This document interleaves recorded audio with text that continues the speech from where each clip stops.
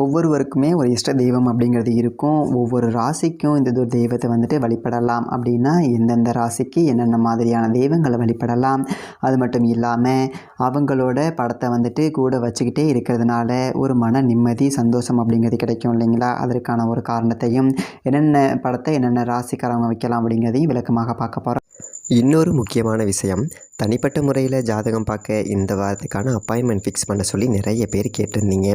நாம் கண்டினியூவாக இப்போலாம் வீடியோவில் கொடுத்துட்டு தாங்க இருக்கோம். இப்போது ரூபாய் 199க்கு தெளிவாகவும் விளக்கமாகவும் நம்ம ஜாதகம் பார்த்து தரோங்க. அதுவும் இந்த ஒரு மாதம் மட்டுங்க. அது மட்டும் இல்லாமல் தாழ்மையான வேண்டுகோள், இந்த நம்பருக்கு ஃபோன் கால் எதுவும் பண்ண வேணாங்க. ஜஸ்ட்டு உங்கள் வாட்ஸ்அப்பில் இருந்து மெசேஜ் அனுப்புனாலே போதும். உங்களுக்கு தேவையான அனைத்து டீட்டெயிலுமே நம்ம டீமில் இருக்கிறவங்க கொடுத்துருவாங்க. அப்பாயின்மெண்ட் டேட் மற்றும் டைம் ஃபிக்ஸ் பண்ணதற்கு பிறகு அந்த நேரத்தில் நான் உங்களுக்கு ஃபோன் கால் பண்ணி ஜாதகம் பார்த்து பலன்கள் சொல்லிவிடுவேங்க. உங்களுக்கு வாய்ஸ் நோட் வேணும் அப்படின்னாலும் அதையும் நாங்கள் அனுப்பிச்சிடுவோம். ஜஸ்ட் நீங்கள் வாட்ஸ்அப்பில் மெசேஜ் மட்டும் பண்ணாலே போதுங்க. உங்களுக்கு டீட்டெயில் அப்படிங்கிறது சொல்லிவிடுவாங்க. அப்புறம் நிறைய பேர் கேட்குறாங்க எவ்வளோ நேரம் ஆகும்னு. ஃபஸ்ட்டு நாம் ஜனன காலகட்டத்தை பார்த்து பலன்கள் அப்படிங்கிறத சொல்லிவிடுவோம். இதை விட முக்கியமான விஷயம், இங்கே டைம் ஒரு விஷயமே இல்லைங்க. உங்களுடைய கேள்விகள், பதில்கள், உங்களுடைய கேள்விகளாக இருக்குங்கள்ல, சந்தேகங்கள், கேள்விகள், இது எல்லாத்தையும் சொல்கிறதுக்கே நம்ம நிறைய டைம் எடுத்துக்கும். 30 நிமிஷத்துக்கு மேலே கூட பரவாயில்ல, 1 ஹவர் ஆனாலும் பரவாயில்ல. உங்களுக்கு தெளிவாக புரிகிற வரைக்கும் நாங்கள் ஜாதகத்தை கிளியராக சொல்லிவிடுவோங்க. இதை தாண்டி நம்ம எப்படி ஜாதகம் பார்க்குறோம் அப்படின்னா, முதல்ல ஜனன காலகட்டத்தின் அடிப்படையில் பொதுவான பலன்கள் அப்படிங்கிறத சொல்லிவிடுவோம். அதற்கப்புறமா இப்போ இருக்கக்கூடிய கிரகங்கள் அடிப்படையில் இப்போதைக்கு உள்ள சூழ்நிலைகளும், தசாபுக்திகளின் அடிப்படையில் எதிர்காலத்தை வச்சு நம்ம கணித்து சொல்லிடலாங்க. இதை தாண்டி கடைசியாக உங்களுக்கு தெளிவான உங்களுக்கான பரிகாரம் அப்படிங்கிறதையும் சொல்லிவிடுவோம்.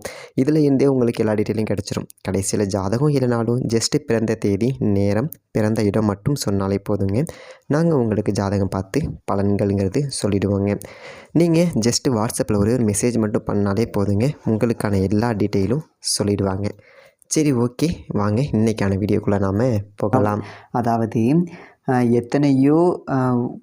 எத்தனையோ பேர் இருந்தாலும் சில பேர் கூட நம்ம இருக்கக்கூடிய ஒரு படத்தை பார்க்கும்போது ஒரு இனம் புரியாத ஒரு மன சந்தோஷம் வருவதற்கான ஒரு காரணம், நம்ம நல்லா இருக்கணும்னு நினைக்கிறவங்களாம் இருப்பாங்க. அந்த ஒரு பர்சன் நம்ம வளரணும், நம்ம வாழ்க்கையில் மென்மேலும் அடுத்தது ஒரு படிக்க போகணும் அப்படி சொல்லிட்டு நினைக்கிறவங்கள பார்த்தாலே நமக்கு வந்துட்டு ஒரு சந்தோஷம் அப்படிங்கிறது வரும் இல்லைங்களா? அந்த அடிப்படையில் 12 ராசிக்காரர்களுக்கும் குலதெய்வம் இருக்குது. இதுக்கப்புறம் அவர்களுடைய இஷ்ட தெய்வம் அப்படிங்கிறது இருக்குது. இஷ்ட தெய்வம் அப்படிங்கிறது நம்ம விரும்பி போகிறது, அந்த தெய்வம் எனக்கு ஏதாவது ஒன்று பண்ணணும் அப்படிங்கிறதுக்காக போகிறது. குலதெய்வம் அப்படிங்கிறது நம்ம விரும்பினாலும் விரும்பாவிட்டாலும் நம்ம கூடவே இருந்து நம்மளை வழிநடத்தி கொண்டு போகக்கூடியது அப்படின்னு சொல்லிட்டு சொல்லலாம். அப்போது நம்ம விரும்புகிறது, நம்மளை வழிநடத்துறது அப்படிங்கிறத தாண்டி நமக்கு அனுகூலம் பண்ணக்கூடியவனுங்க ஒருத்தவங்க இருப்பாங்களா, நமக்கு அனுகூல தெய்வம் அப்படின்னு ஒன்று இருக்கும் தெரியுங்களா? அந்த அடிப்படையில் மேசம் ராசியில் இருந்து மீனம் ராசி வரைக்கும் 12 ராசியினருக்கும் உங்கள் வாழ்க்கை செல்வம், புகழ், கீர்த்தி இருக்கிற நிலையில இருந்து அப்படியே உயர்வு பெறுவது.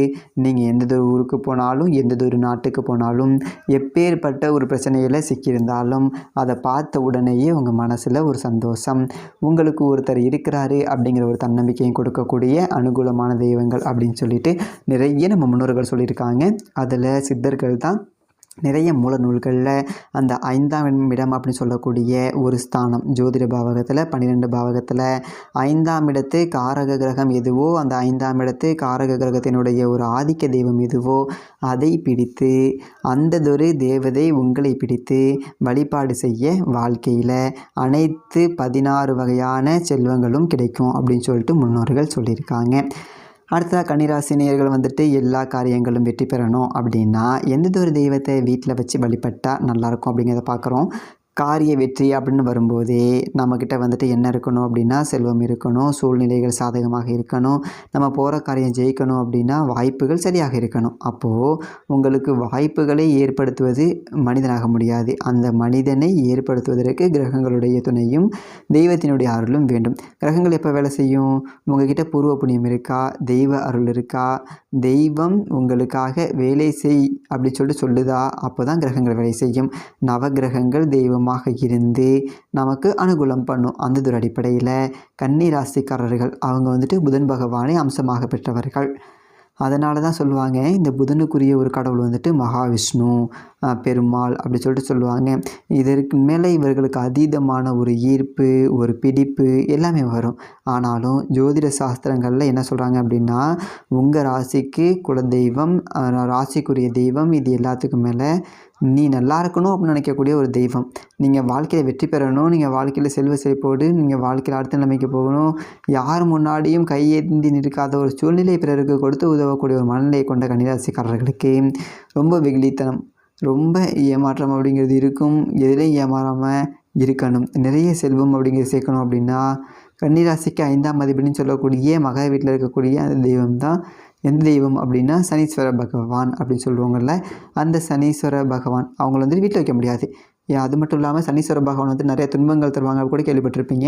ஆனால் கன்னிராசிக்கு அவங்க வந்து அள்ளி கொடுப்பார். கன்னிராசிக்கு பாக்கியவானவர், பொருள் முன்னேற்றம். அதன் 6ஆம் அதிபதியாகவே வைத்தாலும் கூட இவர்களுடைய பூர்வ புண்ணியத்தின் பலனால் 5க்கு அதிபதியாக சனி பகவான் நிறைய நல்ல பலன்களை கன்னிராசிக்கு கொடுப்பார்.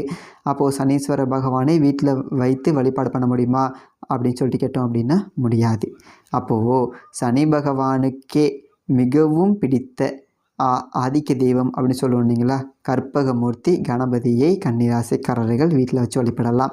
அற்புதமான கீர்த்தி வேண்டி, ஆனந்த வாழ்வு வேண்டி, நற்பொருள் குவிதல் வேண்டி, நலமெல்லாம் பெருக வேண்டி கற்பகமூர்த்தி கணபதியை கன்னிராசிக்காரர்கள் வீட்டில் வைத்து அவரது பாதங்களை பணிந்து வழிபட்டு வந்தால் வெற்றி என்பது நிச்சயம் நிச்சயம் நிச்சயம். இது சத்தியம் அப்படி சொல்லிட்டு நான் சொல்லலை, கண்ணதாசன் ஐயாவே சொல்லியிருக்காங்க. ஸோ அதனால் நான் சொல்கிறேன், ஞானிகள் வாக்கு பொய்க்காது. கன்னிராசிக்காரர்கள் ஞானத்தால் பிறந்தவர்கள், கவிதை கட்டுரைக்கு சொந்தக்காரர்கள். அப்படிப்பட்டவ ஒரு ஞானியை சொல்லிட்டாரு. அந்த கற்பகமூர்த்தி கணபதியை வீட்டில் வைத்து வழிபடுங்க. பிள்ளையார்பட்டியில் இருக்கக்கூடிய அந்த விநாயகர் படத்தை வாங்கி பூஜை அறையில் வைக்கணும். அருகம்புல் வைத்து அவரை வழிபாடு செய்யணும். மிகவும் பிடித்த கொள்ளுக்கட்டை வைத்து வழிபாடு பண்ணணும். ஒரு அட்லீஸ்ட் ஒரு பொரிக்கடலை வச்சாவது வழிபடணும். உங்களுக்கு எல்லாமே அதுக்கப்புறம் நல்லதாகவே இருக்கும். சரிங்களா? அது மட்டும் இல்லாமல் தனிப்பட்ட முறையில் ஜாதகம் பார்க்க கீழே கொடுத்துருக்க அந்த கான்டாக்ட் நம்பருக்கு கான்டாக்ட் பண்ணுங்கள். நீங்கள் இப்போ தான் நம்ம சேனலை ஃபஸ்ட் டைம் பார்க்குறீங்க அப்படின்னா சப்ஸ்கிரைப் பண்ணிக்கோங்க. வீடியோ பற்றின கருத்துக்களை கீழே கமெண்ட் பாக்ஸில் பதிவு பண்ணுங்கள். இதே நல்ல வீடியோ பார்ப்போம். நன்றி, வணக்கம்.